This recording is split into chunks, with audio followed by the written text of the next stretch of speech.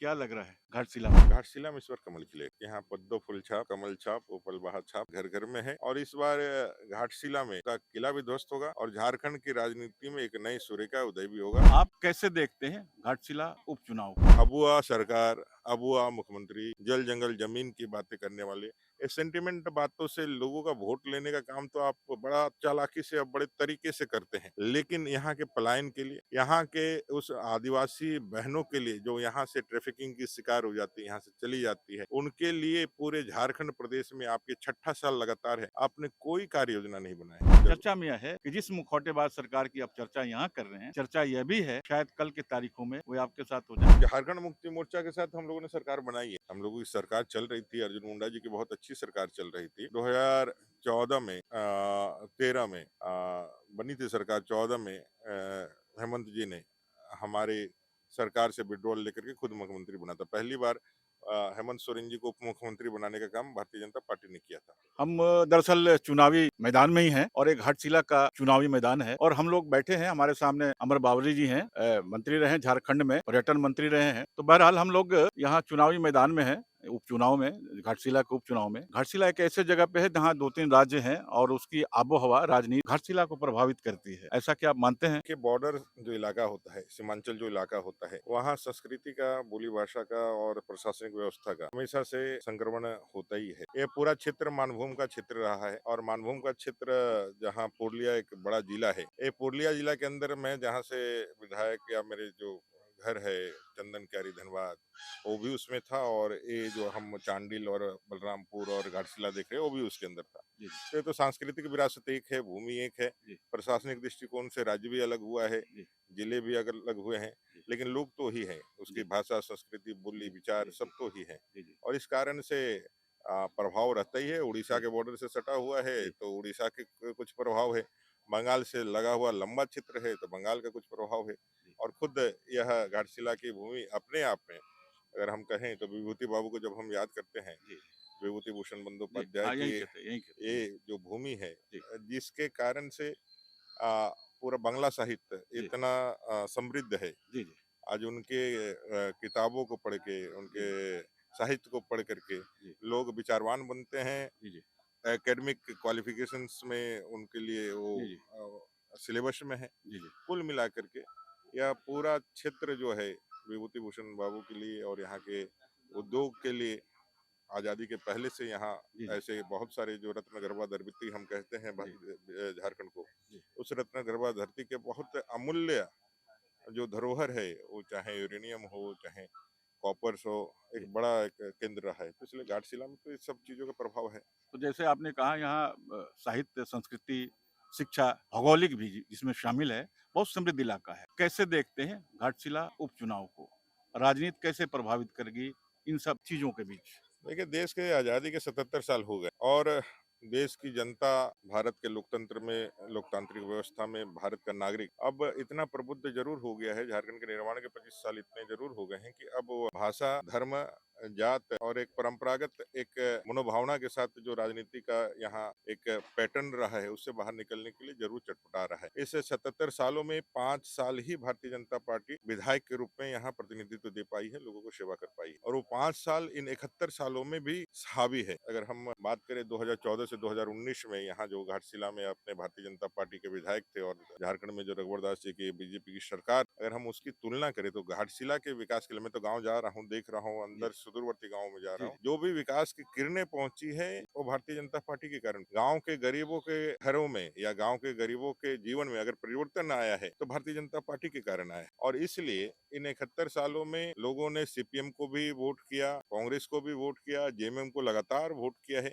जी, लेकिन यहाँ के जनजाति भाइयों का, जिनकी आबादी लगभग आधे ही है यहाँ के वोटर्स में, उनके जीवन में कोई भी परिवर्तन नहीं देखने को मिलता है। चाहे वो सबर जनजाति, जी, आदिम जी, जनजाति हो, जी, चाहे हमारा मोहली जनजाति हो, जी, चाहे हमारा जो है संताल जनजाति हो, मुंडा हो, भूमि, जो सारे जनजातियों में जब हम देखते हैं तो देखते हैं, पाते हैं कि उनके जीवन में अभी भी विकास और उनके जीवन में अभी भी उन्नयन एक बहुत बड़ी समस्या है। पलायन के कारण यह पूरा क्षेत्र जो है एक तरह से दंश झेल रहा है और सबसे बड़ा जो दिक्कत है और जो दुख देने वाला कारण है, अबुआ सरकार, अबुआ मुख्यमंत्री, जल जंगल जमीन की बातें करने वाले। ये सेंटिमेंट बातों से लोगों का वोट लेने का काम तो आप बड़ा चालाकी से और बड़े तरीके से करते हैं, लेकिन यहाँ के पलायन के लिए, यहाँ के उस आदिवासी बहनों के लिए जो यहाँ से ट्रैफिकिंग की शिकार हो जाती है, यहाँ से चली जाती है, उनके लिए पूरे झारखंड प्रदेश में आपके छठा साल लगातार है,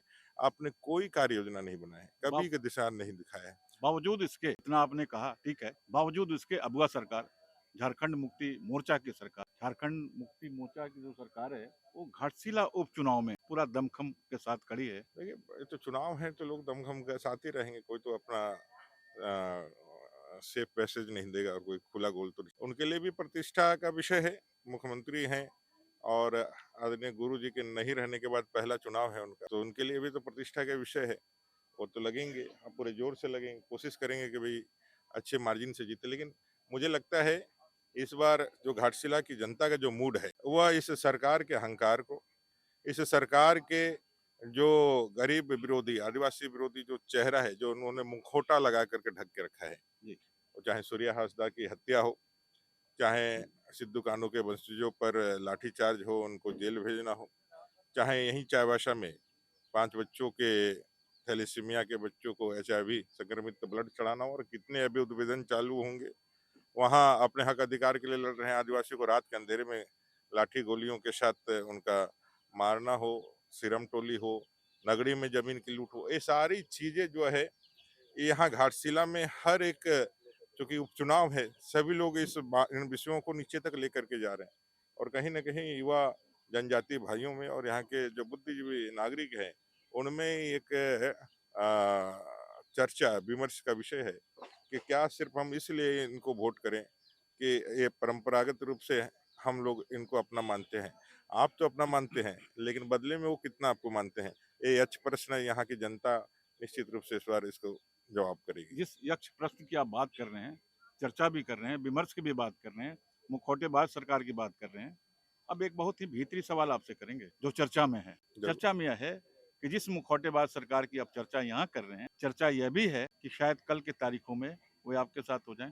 मैं ये मानता हूँ कि आज के संदर्भ में जो हमारा विचारधारा है, वो विचारधारा के साथ हम कभी कंप्रोमाइज, हमारा विचारधारा है हम राष्ट्र प्रथम की भावना के साथ, राष्ट्र प्रथम हमारे मन में है, राष्ट्र प्रथम हमारे कर्म में है।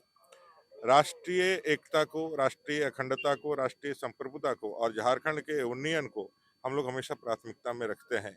अभी वर्तमान की जो सरकार है, इस सरकार का लक्ष्य इसके ठीक विपरीत है। यह सरकार जो है पूरी तरह से घुसपैठियों को मदद करने वाली, तुष्टिकरण को और ज्यादा धार देने वाली और कुल मिलाकर के झारखंड और झारखंडियों के हितों को लूटने वाली, भ्रष्टाचार को बढ़ाने वाली सरकार है।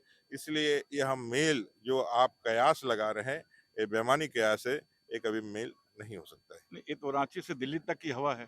उस हवा की बात करें, उस बवंडर की हम बात कर रहे हैं। नहीं, ये जो हवा है, ये हवा पत्रकार, रिपोर्टर दीर्घा में और कुछ राजनीतिक विश्लेषकों के दिमाग की उपज है।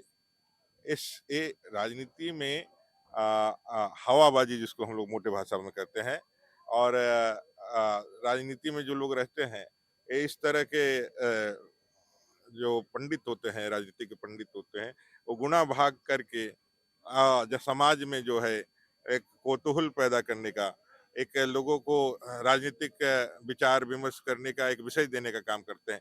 इससे ज्यादा कुछ नहीं चलिए, है। हमने आपकी बात मान ली। तो आप यह भी बात मान लीजिए कि राजनीति में ना कोई अस्थाई दुश्मन होता है और ना अस्थाई दोस्त। मैं तो कह रहा हूँ। मैं अब तो देखिए, अब केवल सवाल विचारधारा का है। तो वो जो उनकी विचारधारा थी, जो उनके पिताजी की विचारधारा थी और जो उनकी विचारधारा है, उसमें फ़र्क महसूस कर रहे हैं आप? झारखंड मुक्ति मोर्चा के साथ हम लोगों ने सरकार बनाई है।